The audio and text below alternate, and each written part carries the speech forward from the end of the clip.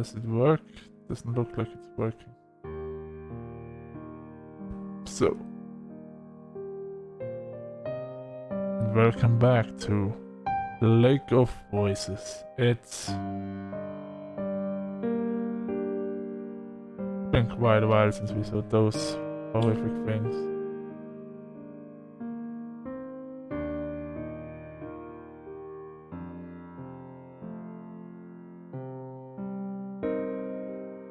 So, let's load the game and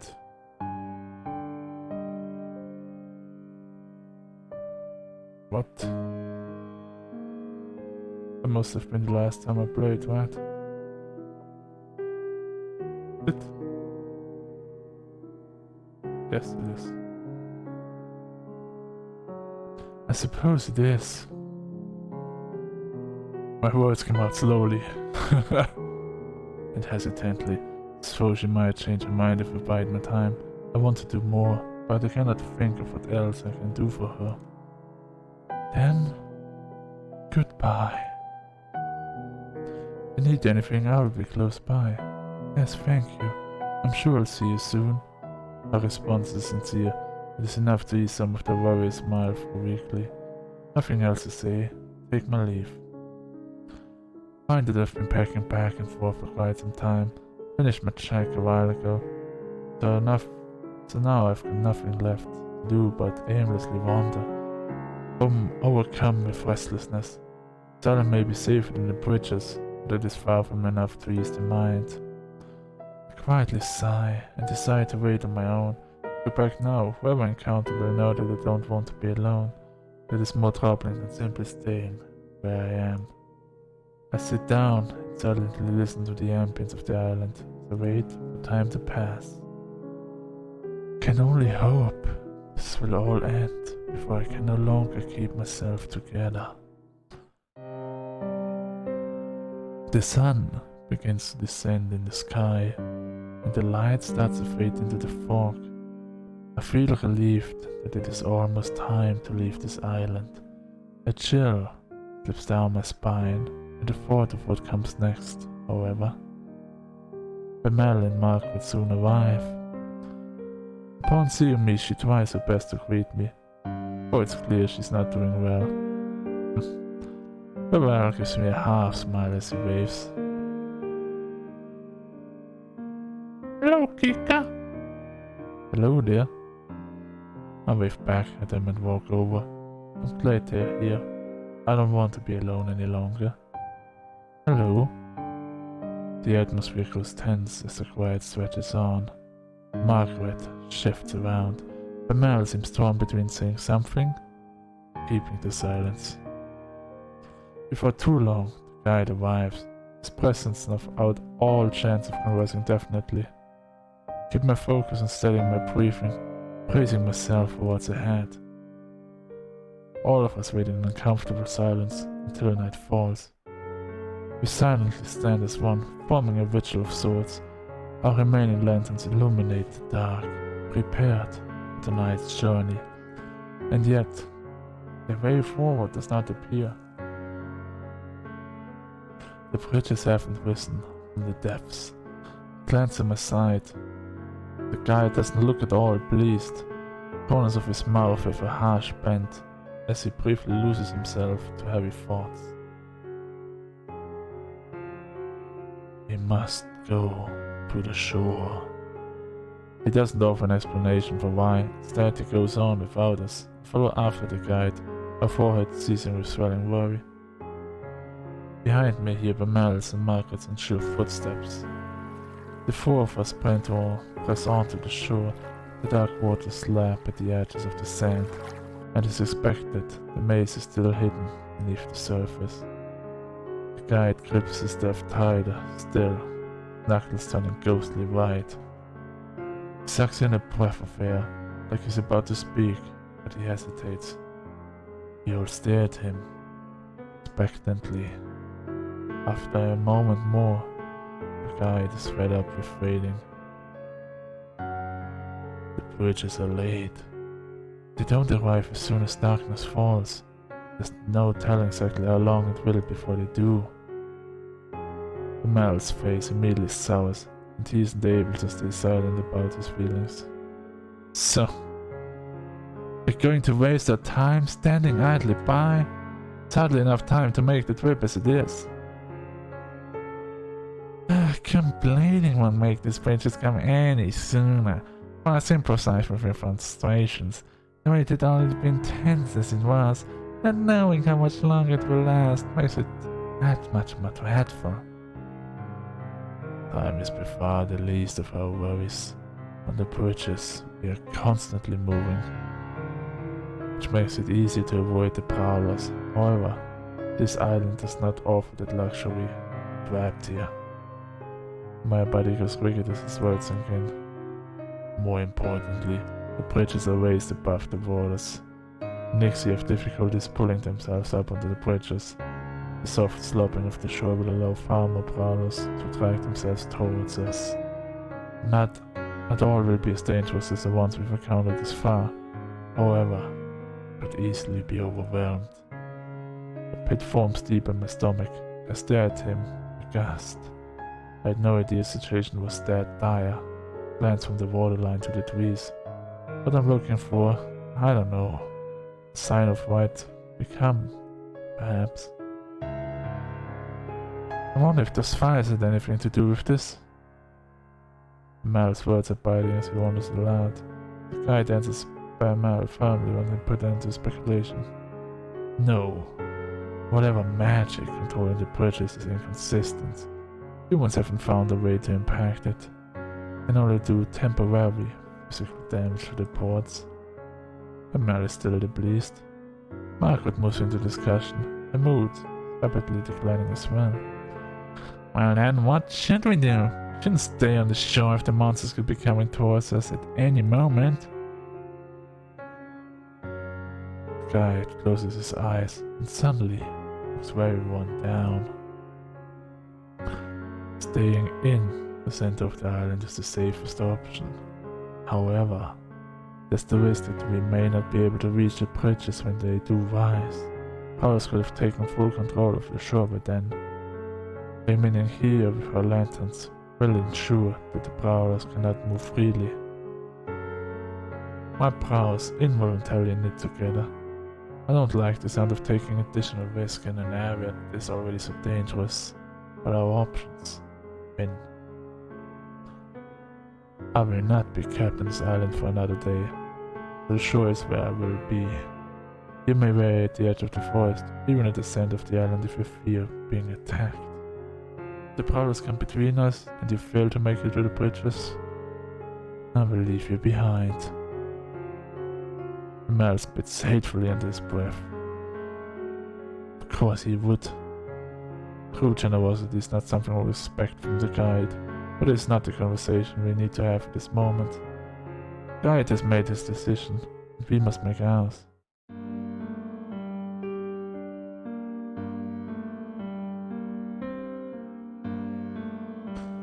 If you're staying by the shore, perhaps I could be positioned somewhat farther back from you, and then the others could stay further back still. That would keep us safer without having any major gaps of darkness between us and the shore. Good suggestion, Kika. I'd say that's likely our best option, and we don't have time to come up with any other way regardless. Settled on the matter, the three of us begin to move away from the guide. He pays little attention to us, instead silently fixing his eyes on the water. I take my place in the middle of the shore while Mel and Margaret hover closer to the island's core on the line between dirt and sand. After getting a sense of where they are, I turn my gaze ahead. At first, I think I'm being fooled by the fog. There's several white dots playing along the edges of the water. You're not being fooled. It's all of the monsters just waiting to come out. Dark glows begin to surface, and I see them for what they are. Eyes. So many bright, dribbling eyes, gleaming sharply against their pitch black bodies. As the Nixie pop up, they surface and disappear in a loop. Each time, more sets of eyes and closer, surveying us more intently.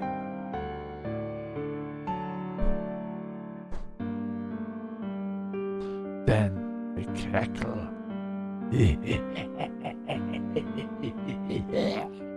The sound is atrocious, gurgling, then turning high-pitched as they seem to take full stock of us.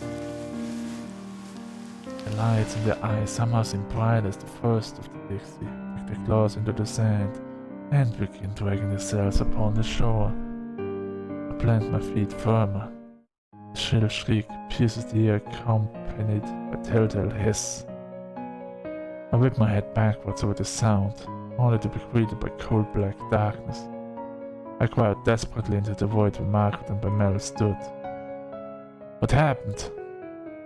The silence, then the best sound possible.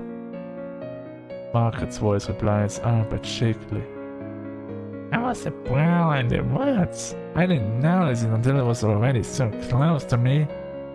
I dropped my lantern when I realized the light was enough to drive it away, but now it's gone. Shattered.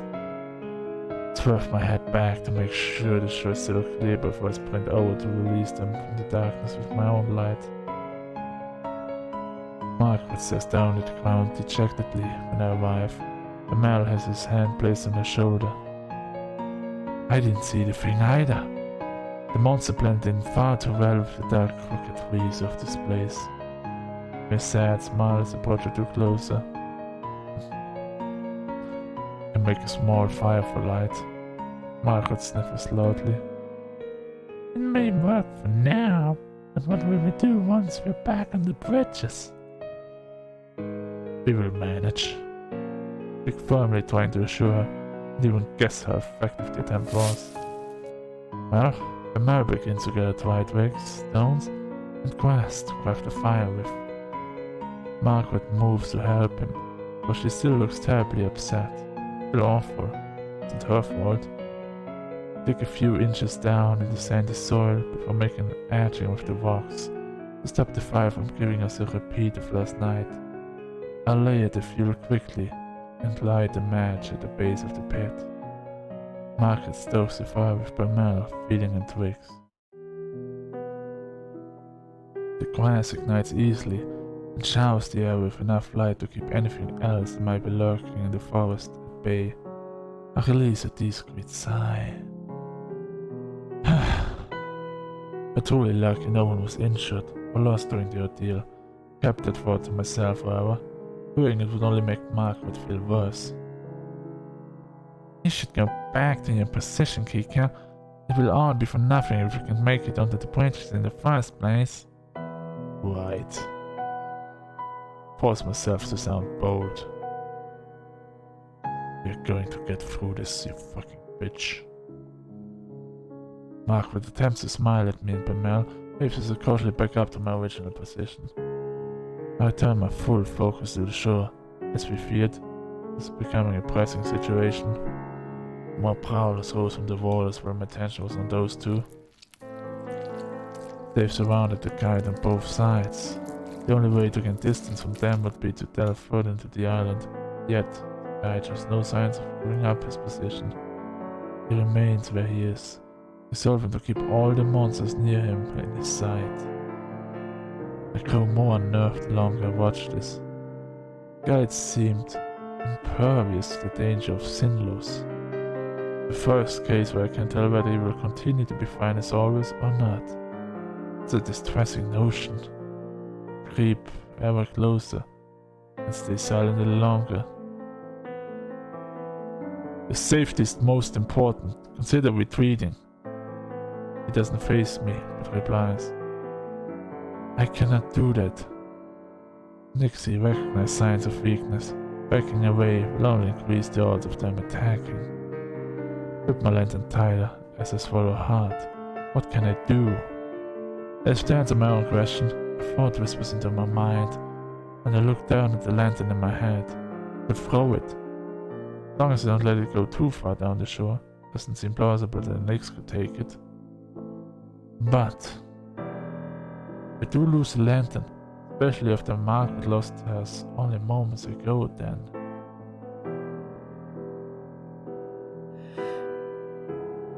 Watch. Can't act rashly here. Guide has managed through every situation we've been through, well as countless others we did not bear witness to. I resolved to continue with what we've planned and keep my position. Without flinching, the guide keeps hold of our position on the waterline, periodically switch between watching him, the others, and the rest of the shore. As I scanned the forest as the stinging ground was dead. The guide can't be. Stand rigid, in shock, painful, prickling sensation going down my back before whipping around to face the truth. Crouched low on the ground, staring forcefully at the group of Nixie head on. There was a whole other group of monsters rapidly crawling back into the water. Hey! Step forward with a shout, but he puts out one hand to hold me. Do not go further.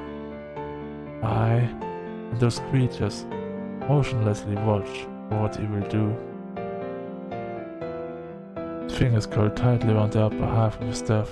Great effort, he begins to rise to his unstable feet.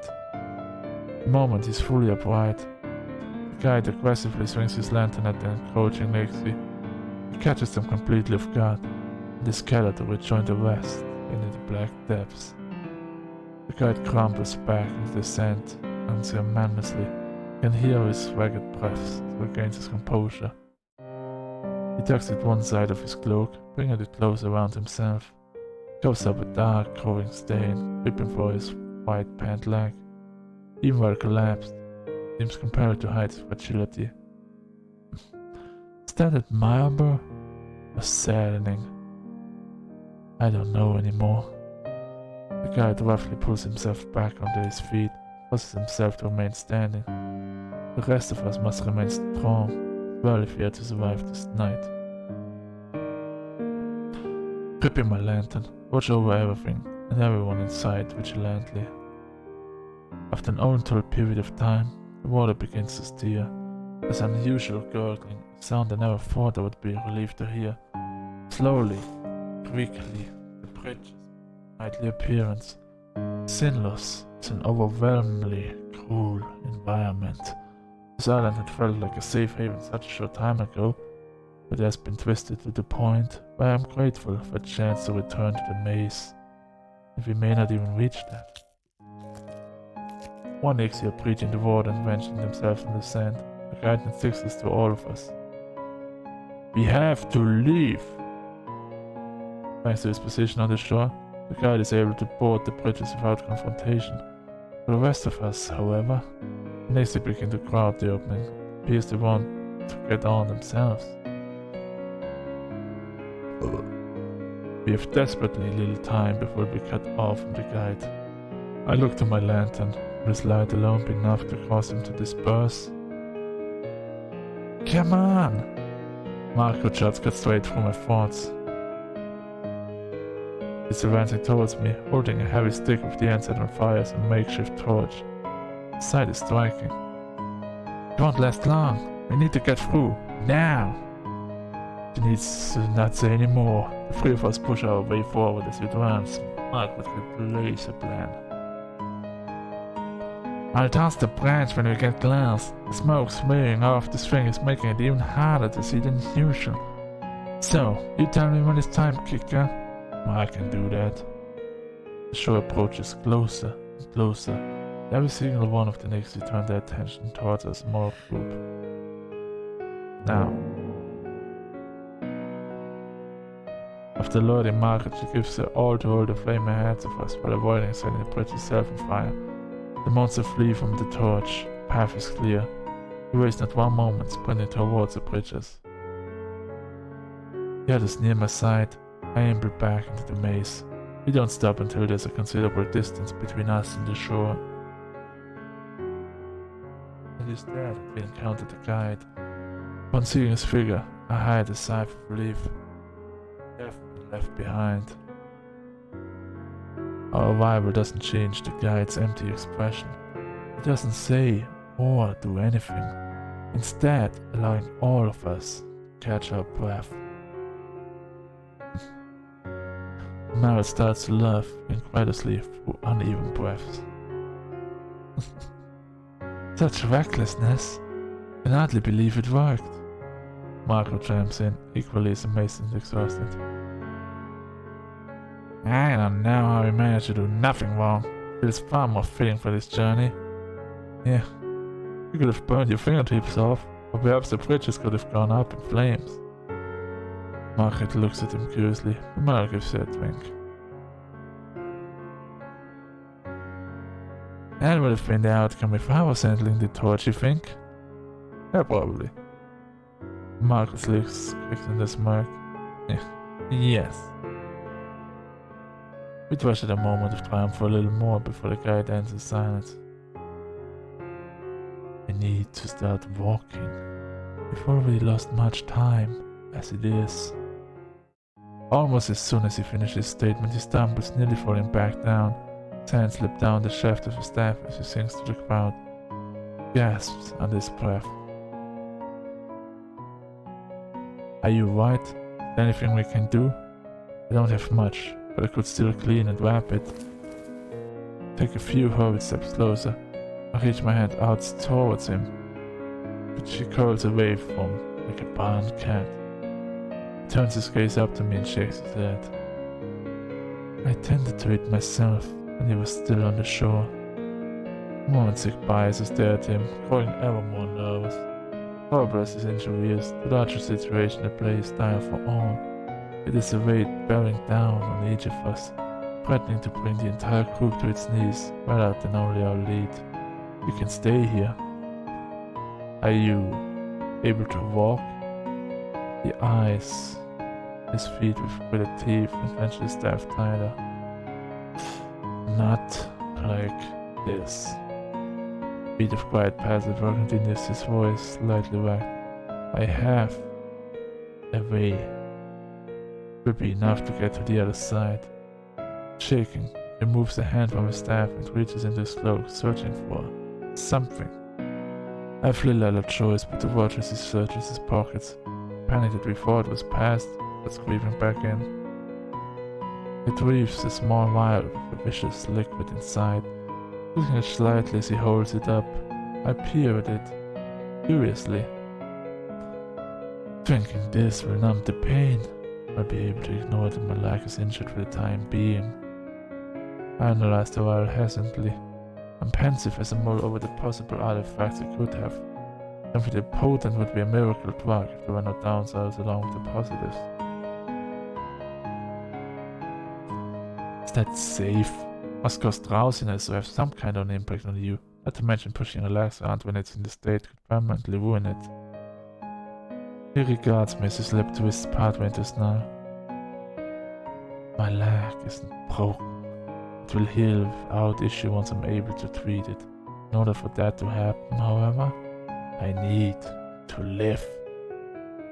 I flinch slightly. You don't usually snap at such aggression. The pain must be truly getting to him. What about side effects? You didn't say what they were. Amal steps in closer to the guide, question harsh enough to be a demand. Amal's trust in the guide has steadily declined since the first night.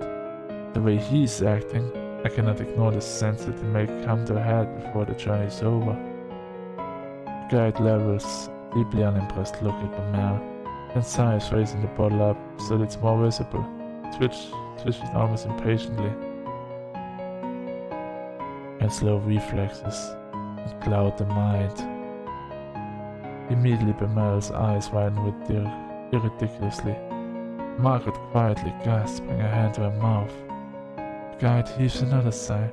The pain it in makes it sound more akin to a groan. He's still impatient with the group's delays as the time marches on.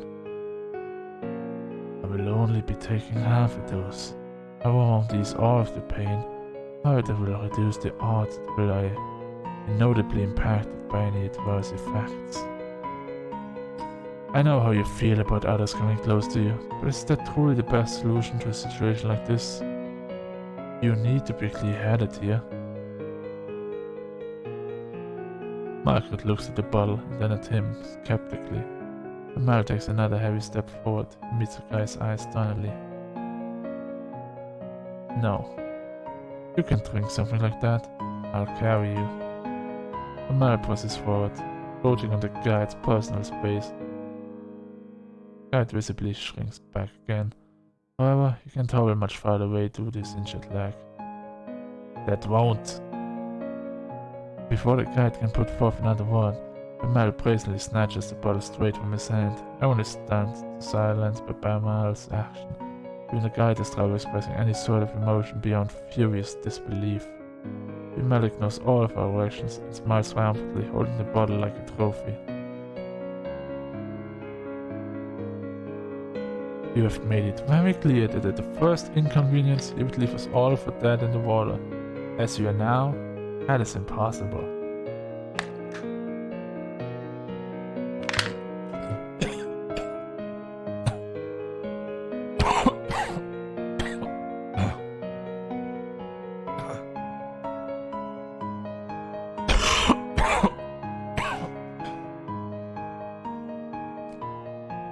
Fuck.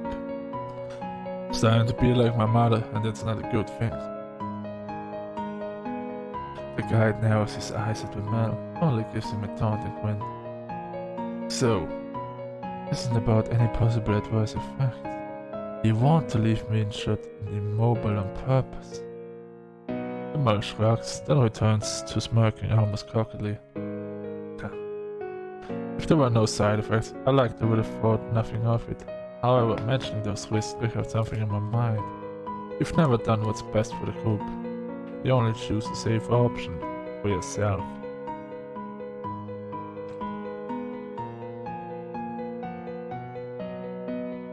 With that in mind, I can exactly trust you when you tell us that the medicine is truly our one option. Now, even if carrying it means it will be more at risk than otherwise, I'm willing to make that sacrifice. Bamel chuckles derisively and rolls his eyes while spinning the medicine vial between his fingers. I hope you're proud that I'm following your advice method of not considering others' guide. Despite Bamel's sarcastic jab, the guide returns to his usual empty deadpan expression and makes no attempt at rebuttal. There, he accepted, all of you. Bamel then turns to look at us curiously. Margaret snorts slightly at the inquiry.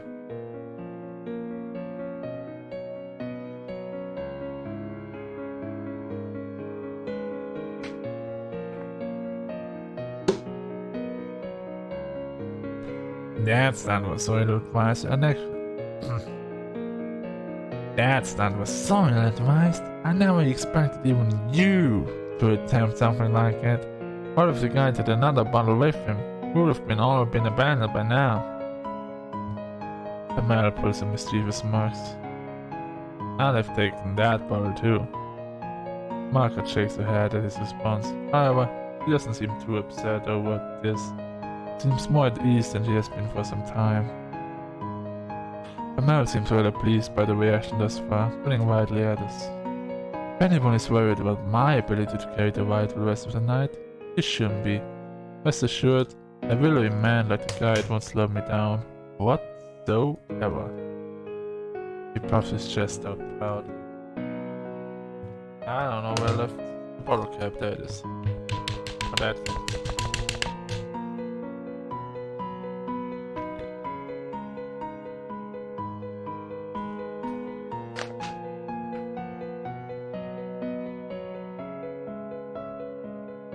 Margaret can't suppress the laughter bubbles up from her chest. She revolves, Bamel boasting with still a grin on her face. You're an absolute buffoon. Bamel faces me expectantly. The guide also levels his steel gaze in my direction. We may be having a bit of fun getting the upper hand of the guide for change, but if we don't go back now, we never will. Oh, do we truly need to? All that matters is reaching the shore safely. What really is the best in this situation?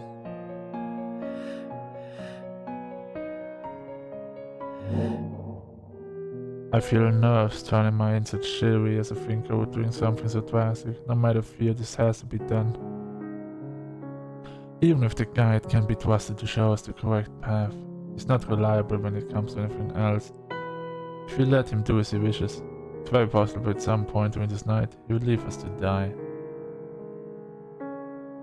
I pressed give him the potion, but alright. I believe you're capable of carrying the guy to the other side. It seems like the least risky option we have for a large group at least.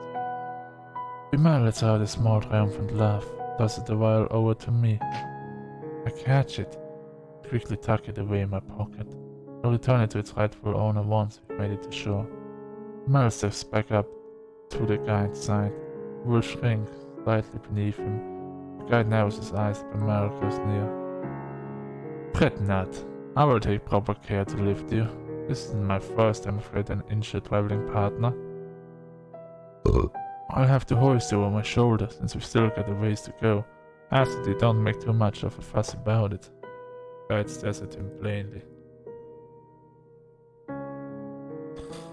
I'm hardly in a position to resist. Taking away my ability to do anything but be dependent on you and your decisions. Even though this path was only taken because I'm not someone you care for rather than true pragmatism, it is a better mindset to have on these bridges in how I've reacted thus far. Bimal snorts out a sarcastic laugh. Thank you for your approval. He bends down and grabs the guide, lifting him over his shoulders. Bimal is careful not to bump the guide's legs. Still winces in pain, clenching his staff tightly as his jaws flutter back and forth. However, the arrangement is quickly settled and Bimal is ready to begin walking with the guide in tow. Margaret has her hand over her mouth, looking like she can decide whether to laugh or weep at the state of her journey. I can scarcely believe that this is the solution we've come to. The way the guide acts, well, suppose that it shouldn't be too surprised people are willing to turn on him this way.